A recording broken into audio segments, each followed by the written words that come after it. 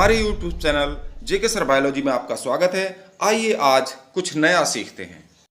Hello friends, मैं हूं जितेंद्र कुमार और आज आप लोगों के लिए जो टॉपिक है वो है स्पंजों में पाई जाने वाली जो कीट कोशिकाएं होती हैं, स्पंजोसील में जो जठर स्तर का निर्माण करती हैं और स्पंजों में जल प्रवाह को बनाए रखती हैं। जो कंटिन्यूअस जो वाटर करंट है या वाटर फ्लो है, इसको बनाए रखने का काम कोइनोसाइट्स, जिन्हें हम कीट कोशिकाएं कहते हैं, जो स्पंजों के जठर स्तर का निर्माण करती हैं, आज हम उसकी संरचना का अध्ययन करने जा रहे हैं।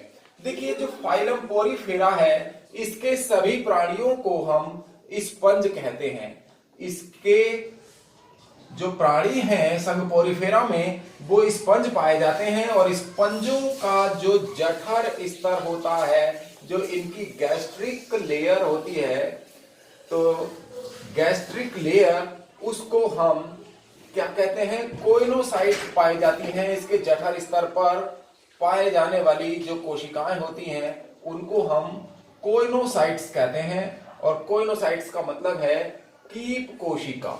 तो इनको हम कीट कोशिका कहते हैं फ्रेंड्स। और ये जो कीट कोशिका होती हैं, जो स्पंजों का शरीर है, अगर हम स्पंज की संरचना ये बनाते हैं यहाँ, तो स्पंजों का जो ये आंतरिक स्तर है, इस लेयर आंतरिक स्तर पर क्या है, ये कीट कोशिकाएं स्थित होती हैं। स्पंजों का जो आंतरिक स्तर है, ये बाहरी स्तर होता है प्रेकोडर्म, आंतरिक स्तर इसको गैस्ट्रिक लेयर कहते हैं और इसी पर ये कोइनोसाइट्स लगी रहती हैं। और ये जो स्तर है, जो इनके अंदर जो बॉडी कैविटी पाई जाती है, इस बॉडी कैविटी को क्या कहा जाता है, स्पंजोसील कहा जाता है।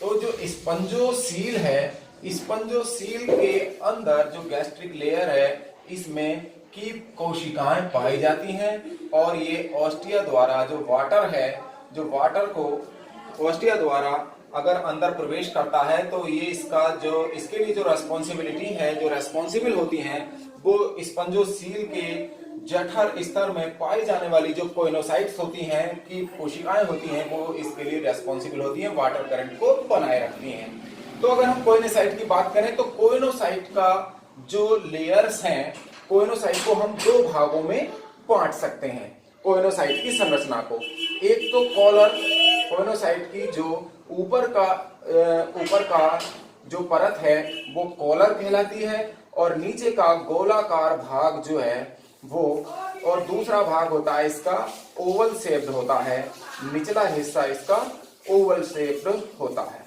तो इस तरह हम देखेंगे इसकी संरचना, अभी देखिए बना के देखते हैं, तब आपको बिल्कुल स्पष्ट तरीके से समझ में आ जाएगी। देखिए, कीट कोशिका की अगर हम संरचना बनाएं, तो कीट कोशिका में एक ये कॉलर होता है, इसको हम कॉलर कहेंगे, और कॉलर पर उंगली जैसी 20 से 30 ट्यूब जैसी या फिंगर लाइक प्रोजेक्शंस लगे रहते हैं। ये देखेंगे इसको, ये पूरी संरचना जो फिंगर लाइक हम बना रहे हैं, इसको हम क्या कहेंगे, कॉलर कहते हैं। तो कितने आसानी से हम इसका कॉलर डेवलप कर देते हैं। तो इस पूरे स्ट्रक्चर को, यहाँ पर ये जो भाग है इसका, ये क्या कहलाता है, इसको हम कॉलर कहते हैं। और ये कॉलर में ये सब क्या है, 20 से 30 ये माइक्रो विलाई इन संरचनाओं को कहा जाता है। यहाँ पर ये आप देखेंगे, तो ये जो है एक चारों तरफ से घेरा हुआ, जैसे एक कॉलर होता है, कॉलर की तरह होता है। और इन संरचनाओं को क्या कहा जाता है, इन संरचनाओं को हम माइक्रोविलाई के नाम से जानते हैं, इनको हम माइक्रोविलाई कहते हैं। तो ये जो उंगली जैसी जो संरचनाएं होती हैं, इनको हम माइक्रोविलाई कहते हैं।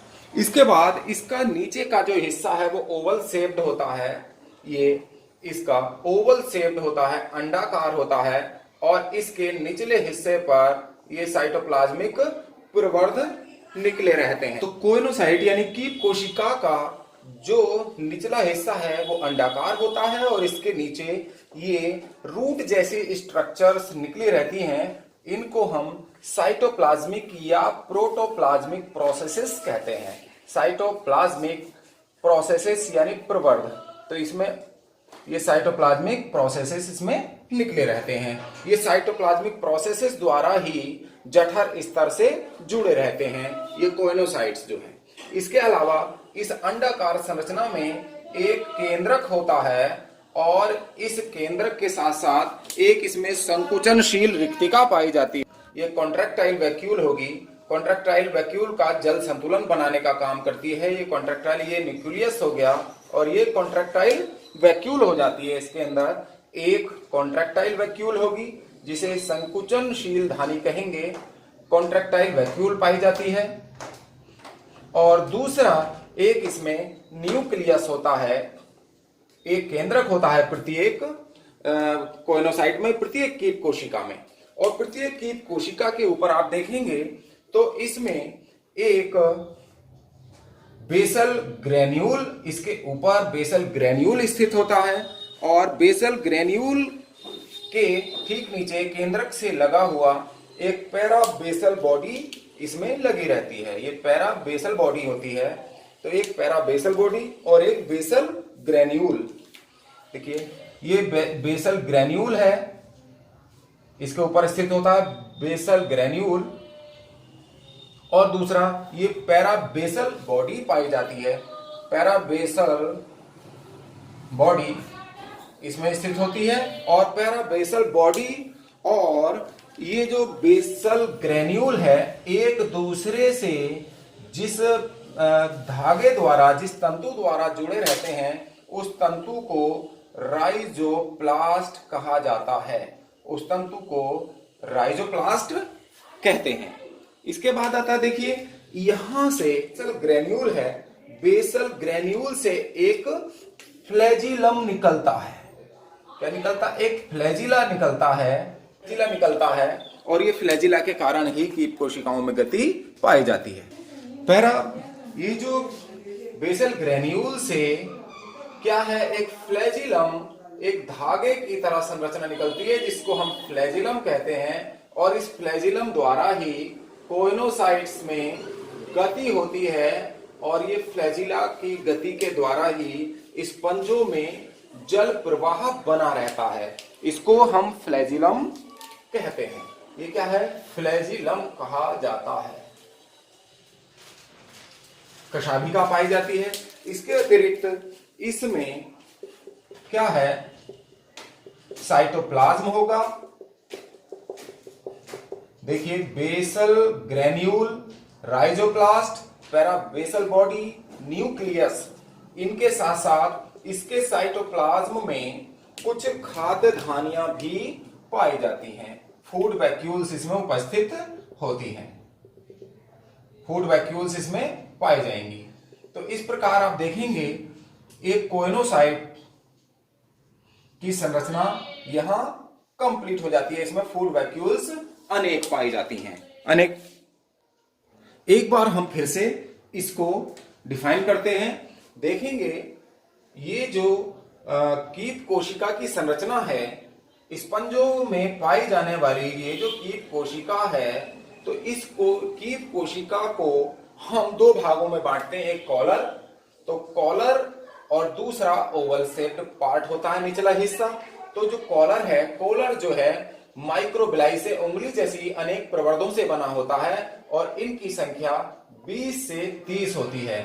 जो इसके अंदर जो फिंगर लाइक प्रोजेक्शंस हैं, इनकी संख्या कितनी होगी प्रोसेसेस की? 20 से 30 प्रवर्ध इसके अंदर उपस्थित होते हैं, जिनको हम माइक्रोबिलाई कहते हैं। इनसे कॉलर का निर्माण हो जाता है। उसके बाद जो निचला हिस्सा है, इसके निचले हिस्से से साइटोप्लाज्मिक प्रोसेसेस निकले रहते हैं जो जठर स्तर पर, इन्हीं के द्वारा ये जठर स्तर में धंसा रहता है ये जो पूरा कोइनोसाइट है कीट कोशिका। इसके अलावा इसमें एक केंद्रक, एक कॉन्ट्रैक्टाइल वैक्यूल और अनेक खाद्य रिक्तिकाएं होती हैं। केंद्रक के ठीक ऊपर पैराबेसल बॉडी और पैराबेसल बॉडी से जुड़ा रहता है बेसल ग्रेन्यूल राइजोप्लास्ट द्वारा बेसल ग्रेन्यूल जुड़ा रहता है। और फिर बेसल ग्रेन्यूल से एक धागे नुमा संरचना निकलती है जिसको हम फ्लैजिलम कहते हैं। और फ्लैजिला की गति द्वारा ही स्पंजों में जल की जो प्रवाह है वो बना रहता है, जल का जो फ्लो है वो बना रहता है। अगर हम कार्य देखेंगे हम कोइनोसाइट का, तो देखेंगे स्पंजों में जल के प्रवाह को बनाए रखना, स्पंजों में जल के प्रवाह को बनाए रखने का कार्य करते हैं। प्रवाह को बनाए रखना, स्पंजों में जल प्रवाह बना रहता है, वाटर फ्लो बना रहता है, तो किसके कारण? कोइनोसाइट यानी कीट कोशिका के कारण। तो कीट कोशिकाओं का मुख्य कार्य है स्पंजों में जल प्रवाह को बनाए रखना, और इसके कारण ही ये जो है खाद्य पदार्थों की पूर्ति भी जल प्रवाह से ही होती है। तो जल प्रवाह इन स्पंजों में एक विशेष लक्षण है, और इन स्पंजों में विभिन्न प्रकार के इसीलिए कैनाल सिस्टम या नाल तंत्र पाए जाते हैं। तो फ्रेंड्स, आज कीट कोशिका नामक टॉपिक यहां समाप्त होता है। आज आप लोगों को ये टॉपिक कैसा लगा, पसंद आया तो लाइक कीजिए, शेयर कीजिए, और जिन स्टूडेंट्स ने या जिन फ्रेंड्स ने हमारे चैनल को अभी तक सब्सक्राइब नहीं किया है वो आज ही हमारे चैनल को सब्सक्राइब कर दें और बेल आइकन का बटन भी दबा दें, जिससे आने वाले वीडियोस की नोटिफिकेशन आपको समय से मिलती रहे। आपका बहुत बहुत धन्यवाद। आपका मंगल।